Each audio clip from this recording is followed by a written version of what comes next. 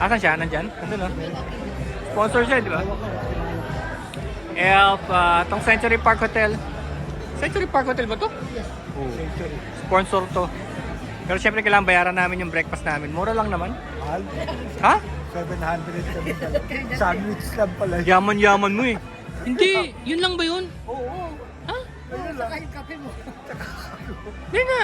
Wala nang iba? Pero nasa ano ka eh, nasa century ka eh. 5-star hotel to. Ang kulit to.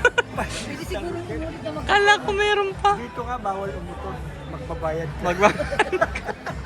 Ang kulit ni dati. Ulit ka ako magkape, sayang yung 700 ko. Hindi, sinasabi namin kasi dati, makakapunta ka lang dito, yung sa JS Prom sa high school.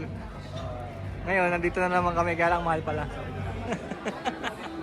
Pero okay lang, experience eh. Akala mo meron pa. Kala ko meron pa eh. Kaya Yun na yun. sa 5-star hotel tayo. Kaya pala tinatawag na breakfast, ano? Breakfast. Kaya pagsawain mo na yung sarili mo sa kape dahil yun lang. Ayo, iinom ako. Sawa. Meron ako dito ano, container. Kukuha ko 1 litrong kape. Sana man lang kahit yung sandwich, 1 to sawa. Eh, magkano yung kape? 150 na. O, makakasulit tayo, 2 kape.